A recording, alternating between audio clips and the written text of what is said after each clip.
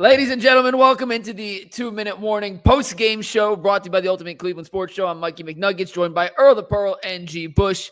And guys, the Browns trail 34-10 at the 2-Minute Warning against the Detroit Lions. This has been a game to forget from all facets of the team, frankly. The defense held its own. The special teams gave up a punt return touchdown. The offense, once again, anemic. I remember 2 years ago we were talking about, could Joe Flacco play a game and not throw for 300 yards? Is that possible? The dude wakes up and has a 300-yard game. Now to get 200 yards from Flacco seems darn near impossible. To break the 10-point threshold from an offensive standpoint seems impossible. There were some drops. The offensive line wasn't perfect. Flacco made some mistakes.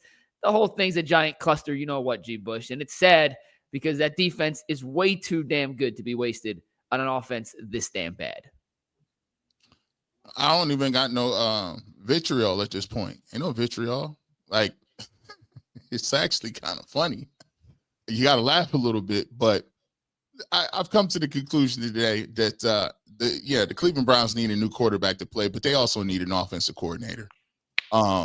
Listen, guys, if we have to decide whether or not you want to win something or you just want to be holding to individuals, and I get it that Kevin Stefanski has been here, but as I continue to watch this all 22 nonsense every single week with guys that are running the same routes, it's the same stuff. He's just not cut out to be an offensive coordinator. I'm sorry.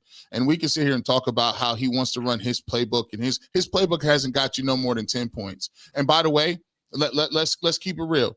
When Deshaun Watson got in, it was check down Charlie. When Joe Flacco got in, it was check down Charlie. When Baker Mayfield was here, we didn't see the best Baker Mayfield. The reality of the situation is, if you have a keen eye and you watch film and you break it down, there's nothing that the Cleveland Browns are doing that even makes anybody remotely scared. Throw in the fact that even when you do get an opportunity to throw the ball downfield, you got receivers that aren't catching the football. You got receivers dropping the ball. You got guys not being open. So, but then again, I can't get mad at that, because if you've watched UCSS, I say every year, I used to come on the barbershop with me and Earl and talk about receivers every year. Don't nobody want receivers, but now you want to complain because you ain't got none. We talked about, hey, when your tackles is, hey, are you going to get another offensive lineman? You going to do that? No, you don't want those either. And when we talk about what are you going to do next year to bolster this team to get them back and ready to go, instead of having tackles, you say that you're packaging picks to go get another quarterback. So listen, it's only funny. Listen, some people are okay with it. And I'll get ready for the apologists come in and get this as one more week. But if you say Joe Flacco gives you the best chance to win football games, either you don't know football, you're an apologist, or you're on the payroll. That's it. All I can go with. Or you're not trying to win games at all. And then you should be gone. Yeah. Because if you're not trying to win football games, that's not an excuse either. Earl, what say you? All right, so the positives. Let's get the positives out the way, because it ain't too many of those. I did this last week, Earl. You saw what happened to me in the chat, so just be careful. The Cleveland Browns had 21 yards on their first two plays from scrimmage. That was a positive. The Cleveland Browns had a 13-play, 88-yard drive to begin the game. Scored a touchdown. That was their first touchdown of the first quarter. They had the longest play of the day, considering that the Detroit Lions offense is potent. A 35-yard bomb to Isaiah Thomas. Outside of that, man, it's the same old Browns. The defense gives you a pretty good effort, and the offense finds a way to squander it away. The Detroit Lions scored 17 points off touchdowns. Special teams was back to being bad again. Schmidt had a missed field goal, and then you give up the return. So that's 24 points right there, that was given up between the turnovers and then the special teams. And then I counted 8 drives on offense that the Cleveland Browns lasted just 3 plays before they had to punt the ball. I said the same thing last week. We've all said the same thing. At this point, it's just regurgitated. The offense is stale. It lacks creativity. It seems like at this point, if it ain't scripted, it ain't working. Joe Flacco don't know how to play clean football to save his life. The first interception, I understand it was probably some miscommunication there with Cedric Tillman and himself, but come on, man. Like, get the damn ball out of bounds. Like, that was a free, I don't know who you was throwing the ball to in that situation, but he's responsible for 3 turnovers today. And again, man, another week, same old Browns. We scored 10 points in this game. It's just, what can we say at this point that we have not said to describe how bad this Cleveland Browns offense is? Yeah, so I'll go back. When I was in high school, my high school basketball team sucked. And G and Earl, I'm curious if you guys have life situations that play out like this. We were not very good. It was me, one other kid that kind of knew how to play basketball, and 3 dudes that never did. So we ran the flex offense. And my coach was like, Luke, we're going to come up with this brand new scheme. We're going to run the flex. It's going to reinvigorate Henry Hudson basketball. We stunk. We were playing the system. We run the flex. Well, we still stunk with the flex. And I get to college, and, my coach was laughing. He's like, you guys ran the flex in high school. Do you know who runs flexes? I was like, I don't know. He goes, teams with no talent. Like, yeah, that makes sense. So when I kind of look at this Browns offense, I have a hard time pinpointing, and let me finish this point before y'all jump on me. I have a hard time pinpointing if it's so stale, so boring, so stagnant, so vanilla, so predictable, because Stefanski doesn't think he has the talent to run other stuff, if he doesn't have the quarterback to execute certain things, if he doesn't have the receivers to be able to read the right coverage situations so you don't lead to turnovers like we saw in that first interception, or if it's just his entire philosophy. But I'm done with giving him that excuse, because it's been 6 years, guys. And he's had enough quarterbacks, and he's had enough receivers, and he's had enough weapons. Has it all been at once? Not necessarily. But you can go to other teams that don't have the perfect Lions-like offensive structure with 2 really good running backs, a good tight end, 2 really good receivers that can be creative, that can scheme guys open, that can find ways to generate offense on a consistent basis that isn't that first 15 script. Outside of the first 15 and back to 2 of the 4 games, the Browns offense has been non-existent. And I don't say that facetiously. They scored 3 points, real 3 points against Baltimore. They scored 1 touchdown that was gifted to them against Green Bay. They scored a beautiful opening drive touchdown today. They scored was it an opening drive touchdown, or was it a first drive of the second quarter, a long drive against Cincinnati? Whatever it was, they've had like 1 drive a game where things fall in their place. And other than that, it's been anemic. It's been disgusting. It's been hard to watch. And frankly, it's been predictable. I tweeted out earlier, their best offense in the year 2025, G, is I formation under center, hand the ball to Quinshon Judkins. Do you know what era that was the best play in football? The 60s, before the forward pass was invented. Like that's how far back this has gone. And I'm just done with the excuses. Like, sure, things aren't perfect, but they never are. And we've given passes to the coaching staff, to the front office, to the players. I don't know who that first interception was on. Did Flacco throw it up? Did Tillman make the wrong read? I don't know. The second one, was it defensive pass interference? Maybe, but Jerry Jeudy had literally 3 inches of separation, if that. That was a dumb throw to begin with in the first place. Whether it should have been DPI or not, throw it out of the bounds. I'm just over the excuses, guys. This offense is too bad. We can make excuses all we want. The reality is it all sucks. Every facet of this offense, minus Quinshon Judkins right now, sucks. And listen, man, I'm just going to say this, man. If y'all want somebody to come here and make you feel better about it, listen, I'm sorry. I can't give it to you, bro. I can't give it to you. That's disingenuous. And I don't know whether people think that, hey, I know it was bad. It was a bad loss. Let me find all of the ways that could be good. That's not the way life works, man. Like, life don't work where you just, you stink to join up. You don't try something new. You refuse to make changes. You refuse to do what you need to do to be competitive. And then you want me to come up here and make you feel good about what somebody is not doing their job. Like, listen, I don't know half these people. I'm going to just be honest with you, man. If you feel like Kevin Stefanski is going to invite you to his house to eat some barbecue chicken because you keep making excuses for him, it ain't happening, bro. You're never getting invited to the cookout. He's never going to come pull up and break down no film with you. Bro, let's call a spade a spade. If we ranking 32 teams, I don't want Kevin Stefanski near. Think about it like this. If we Cleveland Browns had Joe Burrow, I don't want Kevin Stefanski nowhere near him. If he had Lamar Jackson, I don't want Kevin Stefanski nowhere near Lamar Jackson. And by the way, if you had to rank, let me see. Where does he rank as a play caller? If he's not a motivator, he's not a play caller, his special teams aren't good, he does not make adjustments well after the first drive, he's not an X's and O's guru, his quarterbacks don't ball out, he's the most highly penalized team that they got. What does he do well? Is it because you like him and you think he's in a Sears catalog with his beard? What does he do well? I'm just trying to figure it out. If you could put it in there for me, and I will tell you, Earl, I'll shake your hand. But as far as offense goes, it's high school at best. And when you go back and you watch it, you can continue to count and say it's the linemen, it's the quarterbacks. It's been everybody we've blamed except sitting in front of our mirror and saying, maybe we don't have the coach that we need. No, that's facts, man. I'm looking at this situation. What are we? 5 years and 4 games into the Kevin Stefanski tenure. And I personally, I'll own it. I made excuses that it was Baker.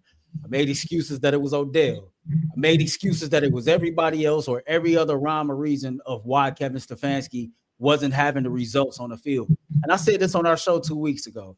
For me, I was kind of putting my feather in the cap of I like Kevin Stefanski as a person, 1.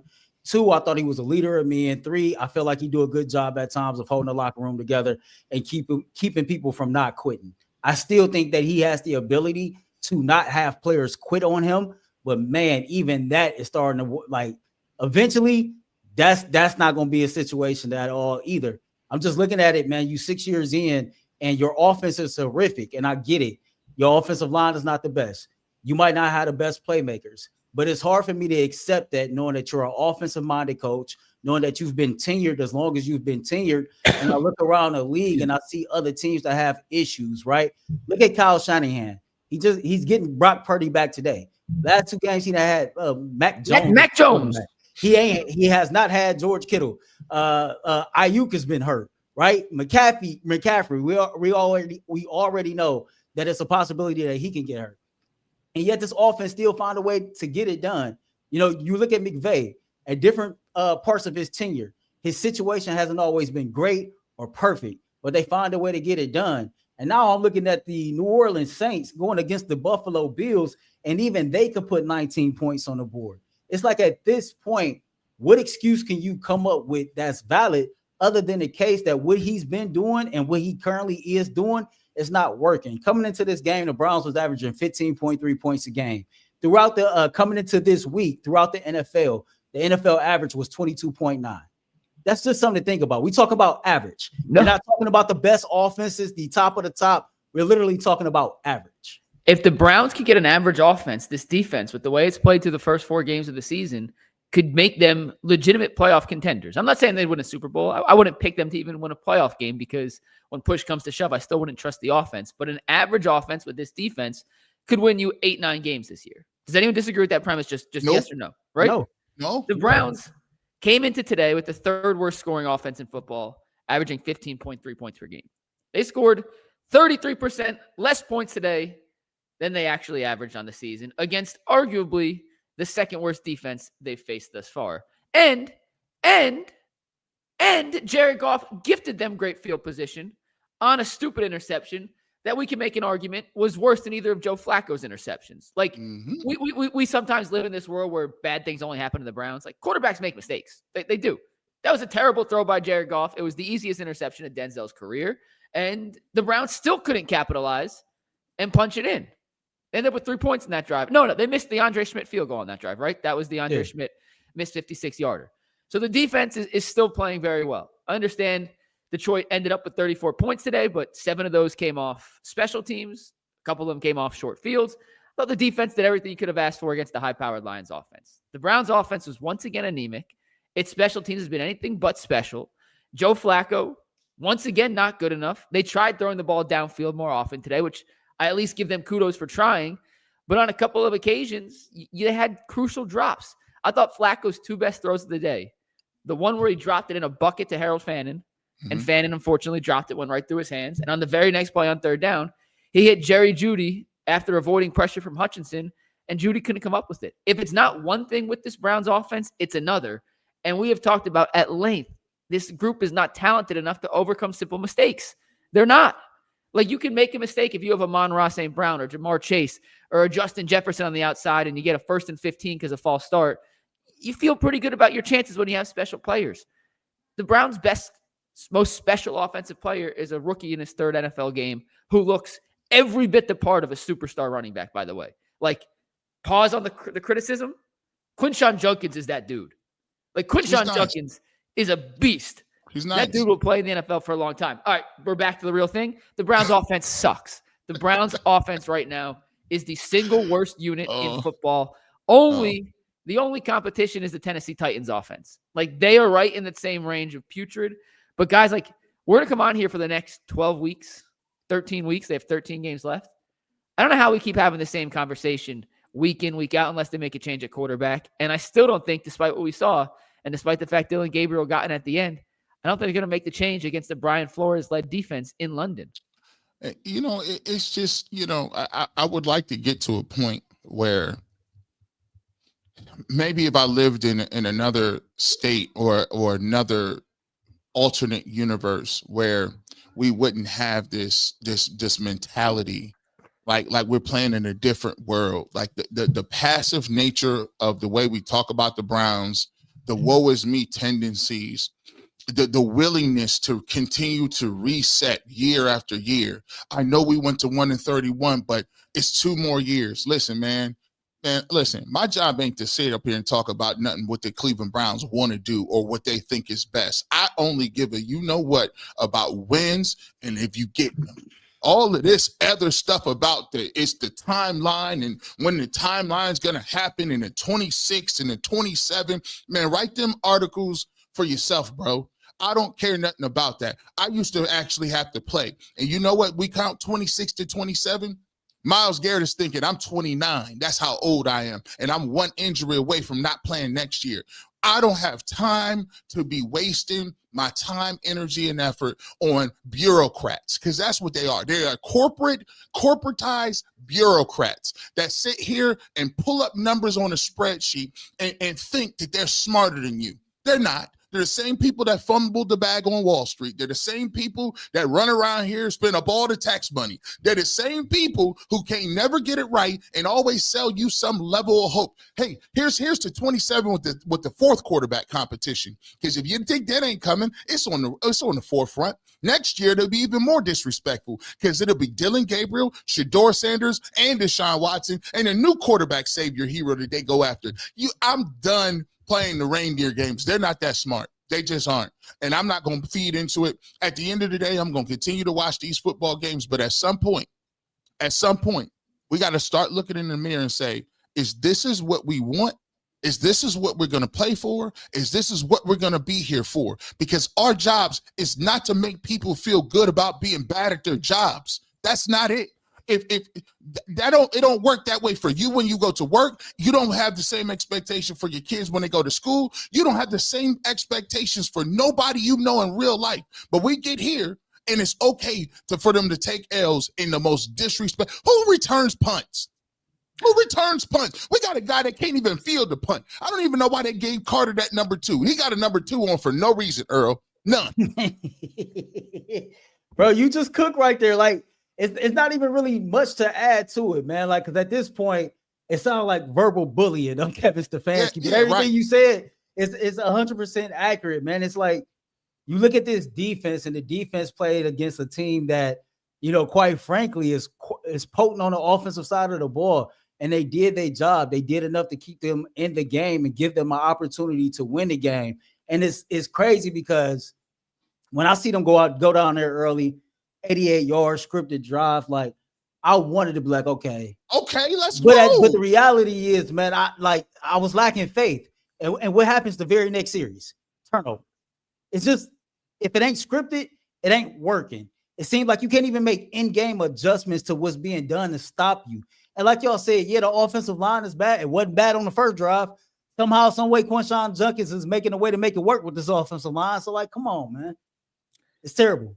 Yeah, Earl, you're right. We're only 19 minutes in, and we've said everything twice. I don't really know what else there is to say. I'll just ask this question, and I guess we'll get to some super chats, and then we'll rip on them. Because I don't mean to like shortchange the people. Right? But what else do we say? Like, here, part of UCSS. So can I pull the curtains back and tell people how UCSS works real quick? I get sent topics all the time from DMs from people. Hey, you guys should talk about this. It's like, well, if we all agree on something, it's not a topic. Right. Like, there has to be some level of back and forth, or is the Browns offense bad? Yes, and yeah. All right. But like, it's not a topic. You know what I'm saying? Doing this post-game show, we're going to keep doing it because each game's a little different, but it's not a topic. We just keep saying the same thing week in, week out until they make a quarterback change. Do you anticipate our conversation next Sunday, which, by the way, it'll be at around noon because it's the 9:30 game next week. So good. At least the offensive misery will be done early. I mean, does anyone feel good about it? You know what I'm saying? Like, Do you think they'll make a quarterback change this week? Do you think next week against the Vikings we'll see Dillon Gabriel under center? Nope, because they're going to make every excuse about the Browns going to London and how it's unfair to Dillon Gabriel to start him on a road in London and they going to the environment and the atmosphere it's being so too crazy. tough. They got the military. He's gonna show up with a knife to a pen. Like, it's crazy. All of this mumbo jumbo about how difficult the time zone switch. This is how you know people don't be playing no ball. You talk about time zone switches like you done got jet lag because you went to a business meeting in California. Bro, these is professional. These is world class. They do this for a living, Earl. Like, if you a bad, you know what? You could be a bad, you know what? In this time zone, last time zone, in your friend's backyard, at your kid's school, I'm a tough, you know what, everywhere I go. I just don't agree with the narrative that you got, that there's a perfect game on the schedule to throw him in there. Man, this man has more collegiate starts than any other quarterback in college football history. This is the NFL. Every single opponent that you play is a good opponent. Like, whatever we want to talk about, be damned. This is the NFL. So my point, he's a rookie quarterback. It's going to be hard for him regardless of who's out there. The offensive line is not going to get no better. The pass catchers is not going to get no better. Thank God he got Quinshon Judkins, but at this point, you can't keep trying to sell us on waiting for the perfect opportunity or the perfect game. There's no such thing as the perfect opportunity or the perfect game in the NFL. Get his ass out there. Let's see what he can do, and we go from there. But what's happening right now and what's been going on, like, you can't keep selling that to this fan base. G, go real quick because I just realized my laptop's not charging and it's going to die. So hold on. I got to plug it in. Okay. Well, listen. I'll say this. We talk about this all the time, and I'm not going to yell and kill my voice the whole entire time. This is up to you guys. It's in your hands. Because we do a good job of herding y'all up and giving y'all the narrative, but you have to understand something. For those that are waited for 1-31, for those who have lost loved ones who love the Cleveland Browns, who continuously watch the Browns every Sunday, for your grandparents or your uncle or your aunt or your grandfather or a brother or sister that spent so much money at the community lot, it is disrespectful for people to come up here and tell you what you need to be waiting for, why you need to be patient, why you need to go through another 1-31. Why? Because you want to throw your propaganda out because you got a relation. I don't care if you at Berea all the time. I don't care nothing about that. When has it been cool where front office general managers and head coaches got more of a name than the players? It's about the Jimmys and the Joes. And until this organization stops thinking that they are the smartest people in the world because they came from Penn or Dartmouth or Brown or Yale or Harvard, and they understand that unless you build an actual relationship, believe in people, empower people, put some fire into some people, and understand that I'm here to turn over every stone. It ain't my playbook, it's our playbook. When is we gonna get buy-in? But until you guys decide that crap that they give you and that press conference ain't it, they ain't never gonna change, because they're gonna say we got the $600 million, we got what we need, and guess what? This is a money pit. We gonna sell jerseys till we die. We own the land, we own the stadium, and guess what? They done got to a point where wins and losses don't even matter to them no more. They can always sell it and spin it a different way. This is a year in transition. All right, well, you can transition on your own. I'll be at the crib watching. I ain't spending no money up there. All right, Earl, to your point on no perfect situation, this is just one example. There's a million others that you could find. There's probably a million that counter this. But the Giants made the change from Russell Wilson to Jackson Dart today, right? This is the Giants, including today's game, which, by the way, Jackson Dart led the Giants to their first win of the season over the Chargers, the undefeated Chargers, handing LA the first loss of the season. This is their next 6 or 7 games after that. You tell me if this feels like the right time to make a switch with this gauntlet of opponents. You ready? Chargers today. They're at the Saints next week. Home versus Philly, at Denver, at Philly, versus San Francisco, versus Green Bay, versus Detroit. Does that seem like the right time for put a rookie in? Again, No, like, it don't. And shout you're out to right. Jack There is Gard, no, man. there is no perfect time. You said He it put exactly 2 right, Earl. touchdowns on the board with no turnovers, threw for 111. He ran for another 54. He did take 5 sacks, but he led his team to a victory. He gave his offense and his entire team a spark, and he did not turn the football over. He played clean football. So, you know, he kind of like the numbers won't show, but he did the things that you asked of a quarterback to do. And it seemed like, man, we can't even get our former Super Bowl, winning quarterback savvy veteran to be able to play a clean damn football game. It's funny, man, because the Browns ain't scored 20 points since December 2nd. Just a few life events that has taken place. My niece turned 19. My kids went from one grade to the next. Cavs media day is tomorrow, so a new Cavs season is starting. They went to the playoffs and finished that. I've had other, traumatic life events take place since the last time the Cleveland Browns scored 20 points. At this point, man, we got to find different ways to have fun with what we have to do because it's ridiculous. I asked the question on the radio yesterday, G, what's more likely? The Browns play clean football or put 20 points on the board? The correct answer was neither. All right, guys, you ready for some super chats to wrap it up? Or we got a bunch today. First one's from Sean Royer, who says, I've tried giving Stefanski the benefit of the doubt, but running back-to-back quarterback sneaks on first and goal from the one with the 40-yard quarterback. What the heck? Nick Morgan says, were the Cleveland checkdowns? Squizzer says, what positives, Earl? He also says Stefanski needs to go ASAP and take Flacco with him. Judy on this team.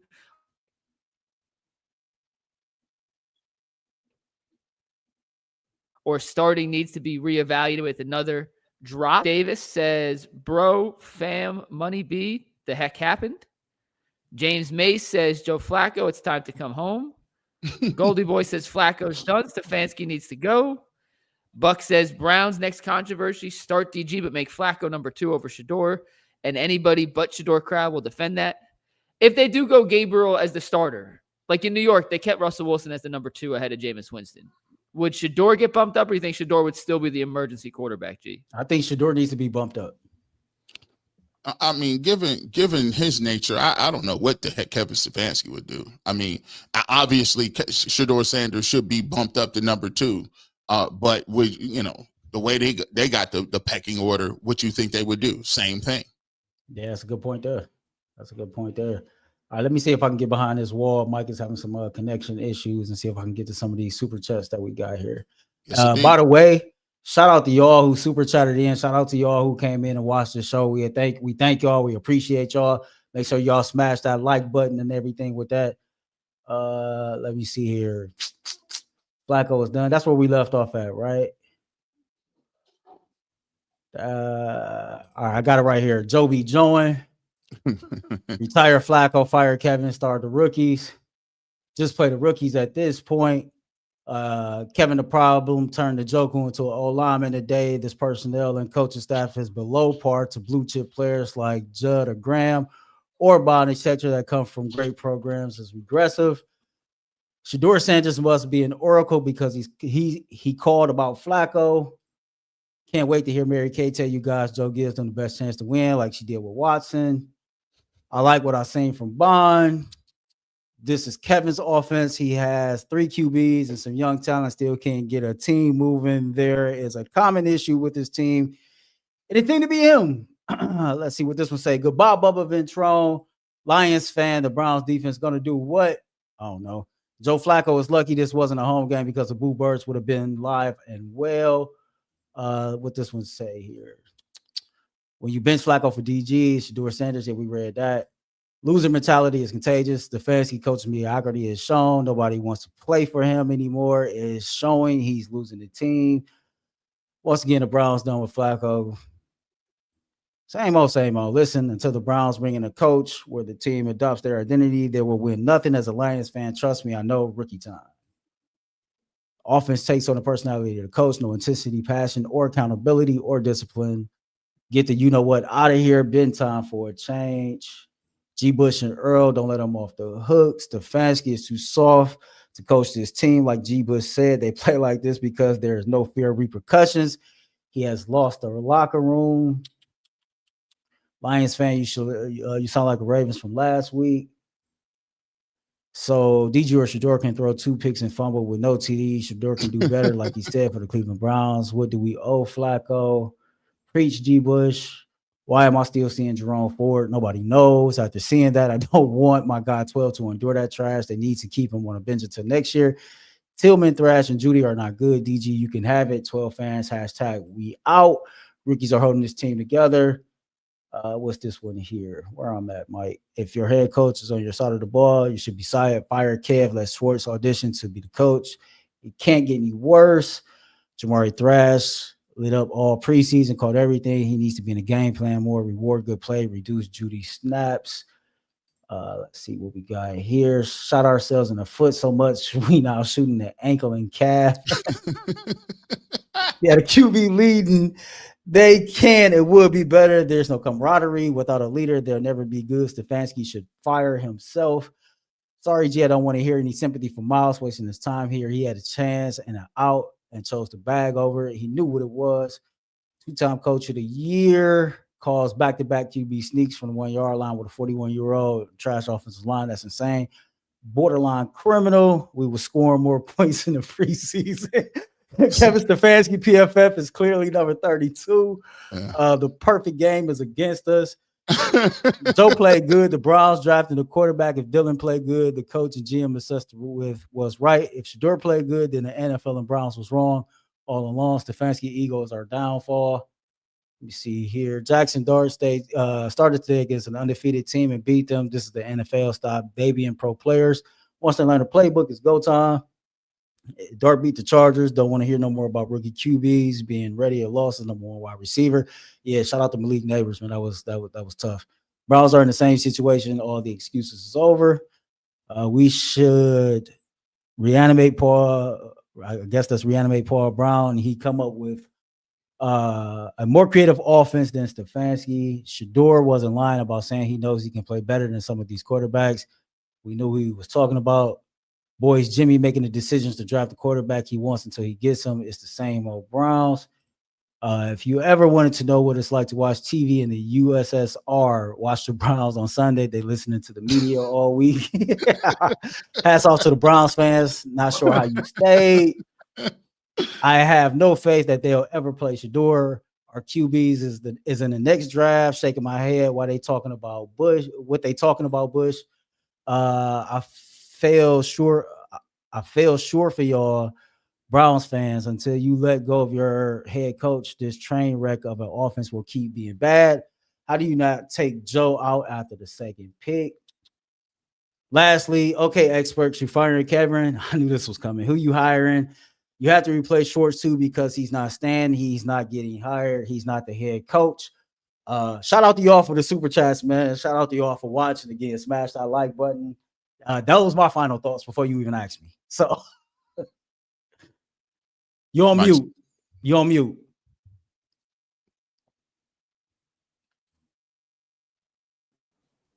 Can you hear me now? Yeah. Yes.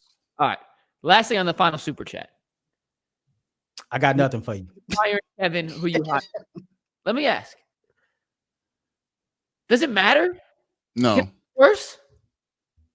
What are you holding on to? You lose Schwartz. Fine. Jim Schwartz is a great defensive coordinator. Fine. I get it. It would suck to lose Schwartz. Maybe the new guy keeps Schwartz. Who knows? Maybe he's an offensive guy that says, Jim, you kept full control of the defense. I'm not going to touch it. But we don't know if Kevin's good. After 6 years, if I ask you straight up, is Kevin Stefanski good head coach? And anyone says definitively yes. I just don't know how you believe him. I don't know what we've seen over that time period that makes you believe him. And you can say that about any coach. If you're going to fire, who would you bring in? It's too early for me to have a list of candidates readily available. But there are some hotshot offensive coordinators. There's some young guys out there itching at the bit. And why can't the Browns, and you could say because they never have, hire the next Matt LaFleur or Sean McVay or the next offensive guru to bring in with a new quarterback next year, or Dylan Gabriel or Shador Sanders, whoever that new guy feels is the best signal caller and leader of this team moving forward, to reinvigorate everything that has to do with the offensive side of this team. Because right now, and Dragon the Abandoner is a great super chatter. He's had some really good points. I don't want to hear who would you hire. Who cares? It can't get worse than it is right now, right?